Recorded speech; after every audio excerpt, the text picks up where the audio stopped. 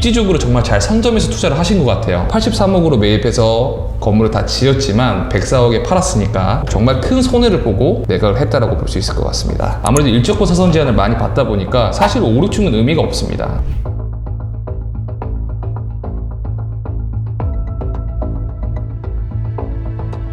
안녕하세요, 오너스 여러분들, 위너스의 서천입니다. 자, 이제 벌써 2025년 1분기가 끝나가죠. 지금 2025년 1분기의 거래 분위기 자체는 2024년 1분기보다는 좀 분위기가 좀 좋은 것 같습니다. 가상금리가 아직까지는 떨어지지 않았지만 요새는 뭐 가상금리를 좀 떨어뜨리려고 하는 움직임도 좀 보이고 기준금리도 점차적으로 좀 떨어질 거라고 좀 가시적으로 보이기 때문에 아무래도 2024년도 1분기보다 좀 좋을 것 같고요. 지금 현재 1분기는 2024년도 4분기보다는 거래량이 그렇게 많이 올라가고 있지는 않습니다. 하지만 올해 상반기가 조금 꺾이고 나서부터는 거래량이 많이 상승될 것 같고요. 지금 현재 빌딩 시장의 어떤 분위기는 좋은 것들을 옥석을 가려서 좋은 건물을 하나 매입하려고 하는 이 고객분들의 수요가 상당히 높습니다. 또 거기에 맞춰서 지금 거래가 거의 다 이루어지고 있고요. 그래서 경쟁력 있는 건물들을 정말 2024년도에 매입하신 분들은 정말 잘 매입했다고 볼 수가 있고, 지금 현재 이제 건물을 매입을 해야 된다고 봤을 때는 상반기가 꺾이기 전에 그 이전에 좋은 건물들을 최대한 트라이를 해봐서 접근해보는 게 좋을 것 같습니다. 그래서 2월달 혹은 이제 3월달 초에는 어떠한 건물이 좀 팔렸는지 한번 보면서 제 의견을 말씀드릴 수 있도록 하겠습니다. 자, 같이 한번 보시죠.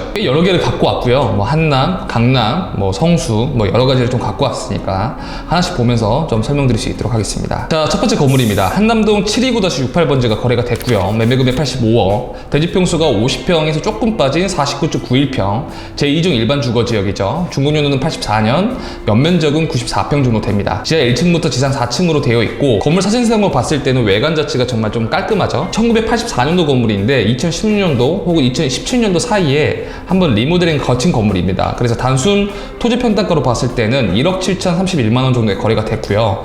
위치가 어딘 거 하고 보니 위치가 여기 나인원 한남에 있는 좀 뒤쪽 길이죠. 카페 거리를 기준으로 봤을 때는 조금 뒤쪽 길이라고 볼 수가 있습니다.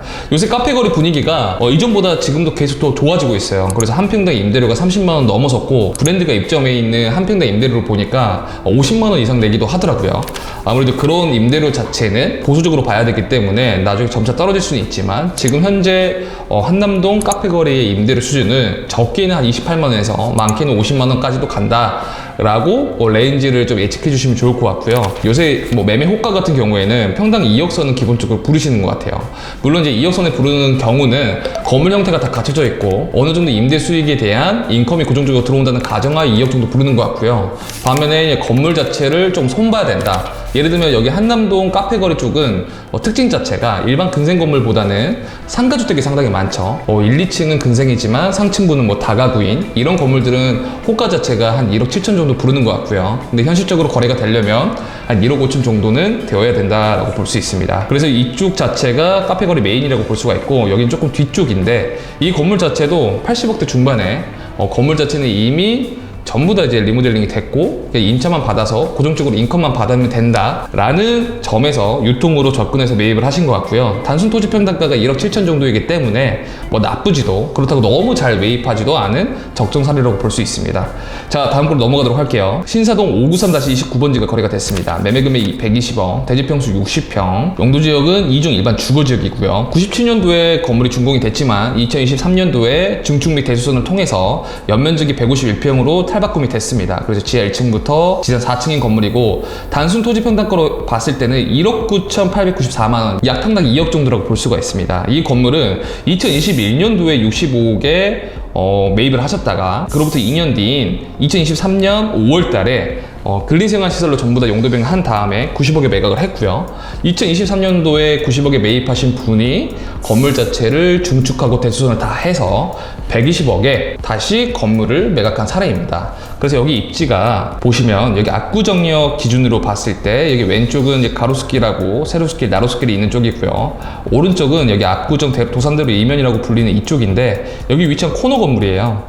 근데 이 건물을 매입하신 분도 저 개인적으로 잘 매입했다고 보는데, 그 이유가 여기 압구정 그리고 신사동 지목으로 들어가 있는 이 건물에 그리고 코너 입지에 건물이 이미 다 수선이 되어 있는 이 형태가 매매 금액 볼륨이 120억이죠. 근데 이 120억 금액 볼륨에 더 이상 뭐 건축 행위를 통해서 추가 비용을 납입할 필요가 없어요. 왜냐하면 건물 자체가 이미 다 지어진 상태이니까요.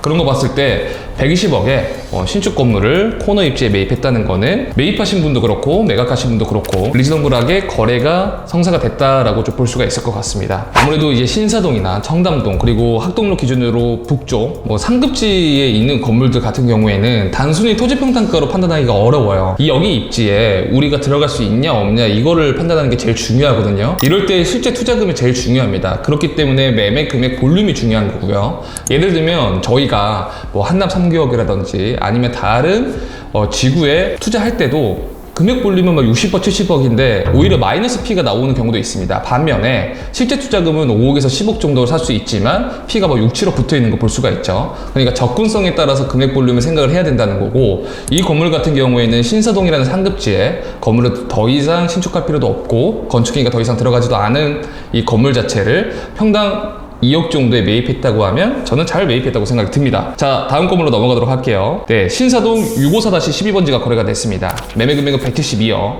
대지 평수는 75.84평, 제2종 일반 주거지역이고 2016년도에 건물을 신축을 했고요. 연면적은 215평이에요. 그래서 지하 2층부터 지상 6층으로 되어 있는 건물이고 단순 토지 평당가로 봤을 때는 2억 2,679만 원입니다. 그래서 여기는 압구정 로데오에 위치한 건물이고 GFFG라고 해서 저희가 알고 있는 카페노티드, 뭐 다운타운 버거 브랜드를 갖고 있는 회사가 2021년도에 130억에 매입을 했고요. 그로부터 3년 뒤에 부동산 디지털 증권 거래소라고 해서 카사라는 회사가 167억 정도에 매입을 했습니다. 뭐 어떻게 보면 매입이라고 보긴 그렇지만 지식재산권을 조각 투자를 할 수 있는 어떠한 증권 거래소라고 볼 수가 있는데, 그래서 이 건물 자체를 가지고 와서 167억 정도의 공모를 했고 그로부터 한 1, 2년 정도 뒤에 172억에 매각을 했습니다. 자, 이제 그런 걸 떠나서 이 건물의 단점은 지하 2층부터 지상 6층으로 건물은 이제 신축이 되어 있지만 아무래도 일적고 사선 제한을 많이 받다 보니까 사실 5, 6층은 의미가 없습니다. 보시면 5층이 16평이에요. 이곳 또한 임대 면적이 있기 때문에 실제 전용 면적 같은 경우에는 뭐 15평도 채 안 되겠죠. 뭐 13평에서 14평, 6층 같은 경우에는 9평이기 때문에 사실 5, 6층은 이 전체 건물에서 어떠한 건축 면적 기준이라고 볼 수가 없고 스페어라고 보면 됩니다. 그냥 스페어 면적인데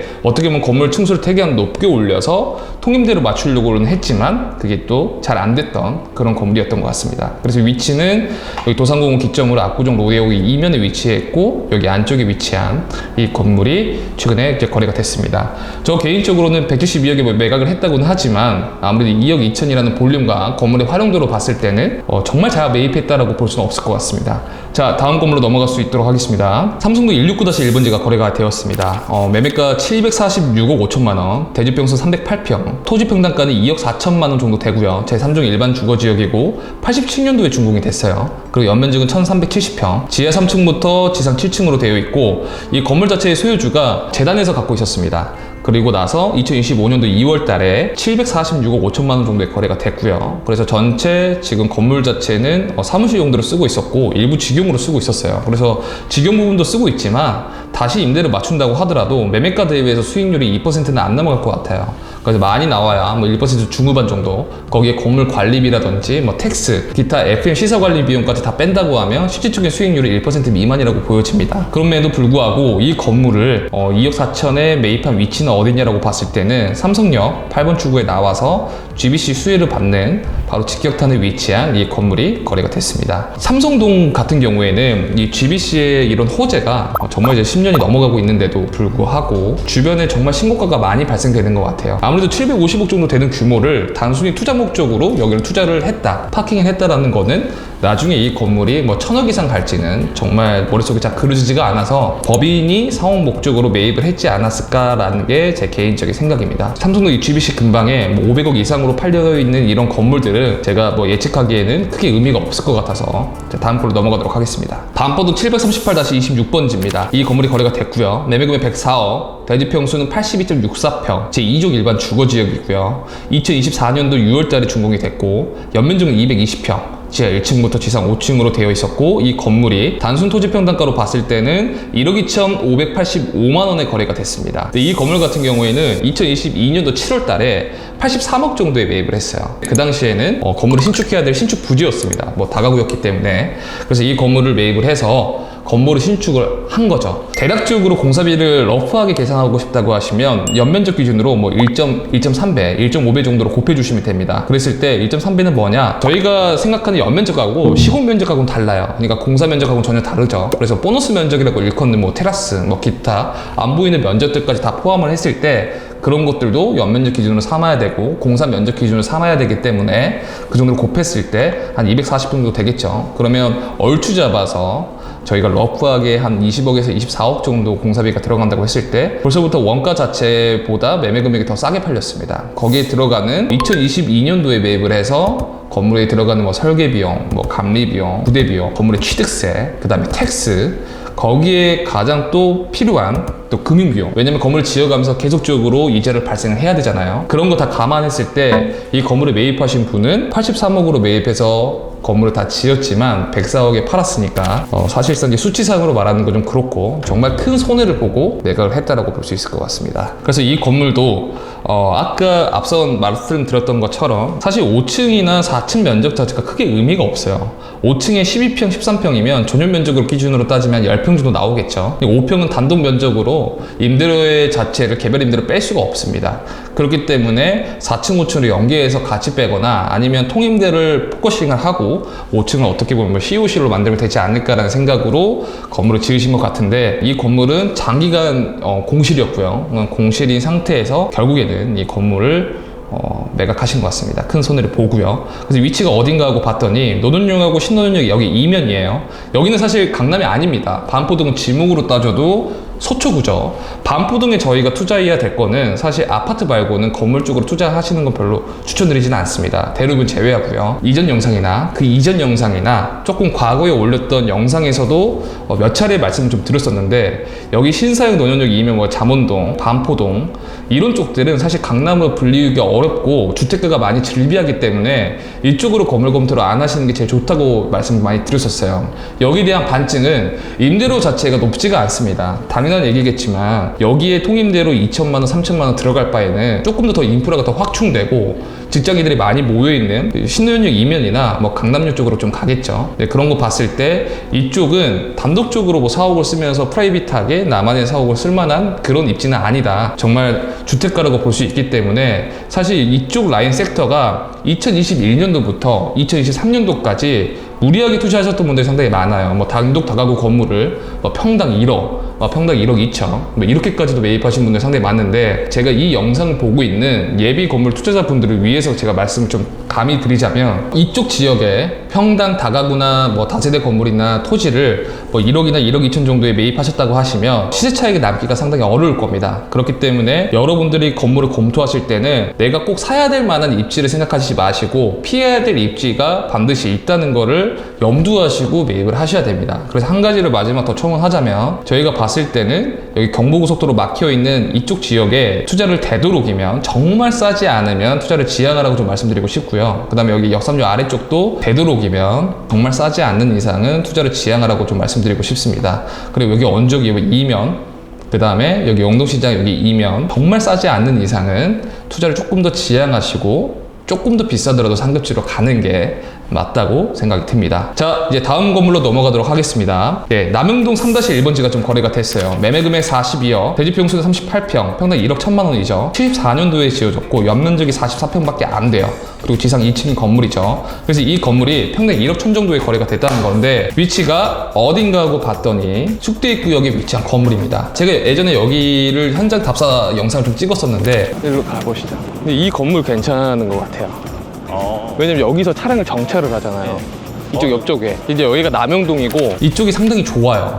그리고 앞으로 이쪽이 많이 좋아질 거라고 저도 계속적으로 말씀을 드렸었는데, 이 건물의 또 바로 앞에는 또 신호등이 있거든요. 그래서 횡단보도도 있어서 이 건물이 여기 걸어오는 길목에서부터 많이 보이고, 2번 출구에 나와서부터 건물이 바로 보이고, 이쪽 길로도 핫플레이스가 조금 있기 때문에 입지적으로 정말 잘 선점해서 투자를 하신 것 같아요. 매매 금액이 40억대밖에 안 되고, 만약에 무리하게 대출을 받을지는 모르겠지만 실제 투자금이 10억 내외일 텐데, 10억 내외에 숙대입구역에 용산공원 개발의 이슈가 있는 여기 대로변 3면 코너를 매입했다는 거는 저는 정말 잘 매입했다고 생각이 듭니다. 그래서 이러한 건물들은 저희가 쉽게 예측해 볼 수 있겠죠. 왜냐면 40억대 볼륨이면 정말 많은 투자자들이 관심 있게 보는 작은 볼륨대잖아요. 향후에 뭐 3년, 5년, 뭐 10년 뒤에도 금액대가 원체 매입한 금액이 작기 때문에 볼륨이 뭐 50억대나 60억대에도 무난하게 팔릴 수 있겠다라고 예측을 해볼 수가 있겠죠. 근데 그러한 취지에서 소액대 투자로 좋은 입지에 좋은 가격에 잘 매입했다고 볼 수 있을 것 같아요. 그리고 이 건물의 입지가 좋기 때문에 만약에 이게 명도 조건으로 매입하시는지는 모르겠지만, 제가 조금 첨언하자면 여기 1, 2층 자체를 명도를 하고 앞창이나 이 2층 자체를 코트널이나 샤시를 조금 이쁘게 해서 어떠한 업종이 들어오더라도 여기가 조금 핫플레이스가 될 수 있는 입지가 아닐까라고 생각이 듭니다. 자, 다음 건으로 넘어가도록 할게요. 역삼동 827-42번지가 거래가 됐습니다. 105억에 거래가 됐고요. 대지평수 70평, 토지평당가는 1억 4,800만원, 2016년도에 거래가 됐고 연면적은 220평, 지하 1층부터 지상 6층이고 이 건물은 전체 근린생활시설 건물입니다. 그래서 올해 2월 4일 날 정도에 좀 거래가 됐고요. 위치가 강남역 테일러런 기준으로 남쪽에 위치한 이 건물이 좀 거래가 됐어요. 근데 이 건물은 왜 거래가 됐냐라고 하면 심플하죠. 강남역의 역세권에 위치해 있고 여기라도 거리가 가깝고 2016년도에 건물이 다 지어져 있어서 더 이상 건축행위가 들어갈 필요가 없고 어느 정도 임대가 다 세팅이 되어 있기 때문에, 그리고 금액 볼륨 자체가 100억대죠. 100억이면 레버리지를 80% 일으키면 실제 투자금은 20억 정도가 되고요. 물론 이제 취득록세 제외입니다. 만약 70%이면 30억 정도이죠. 요새 강남 쪽에 100억 정도는 꼬마 빌딩입니다. 150억까지도 꼬마 빌딩이고요.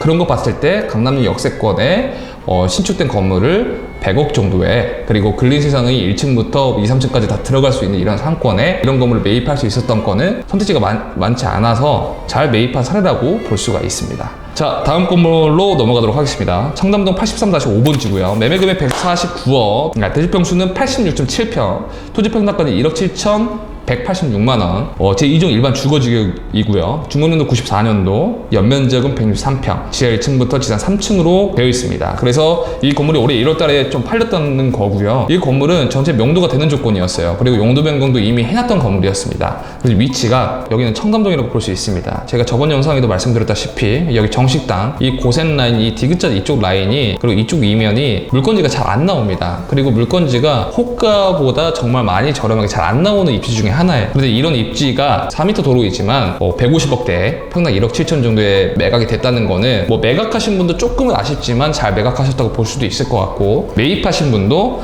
여기 청담동 입지에 쉽게 들어오지 못하는 여기 섹터에 내가 좀 투자를 해야겠다라고 좀 생각을 하셔서 투자를 하신 것 같습니다. 자, 다음 건으로 넘어가도록 하겠습니다. 삼성동 114-29번지가 거래가 되었습니다. 매매금액 105억, 대지평수는 67.52평, 토지평당가가 1억 5,500만원이에요. 건물 가격을 안 넣었습니다.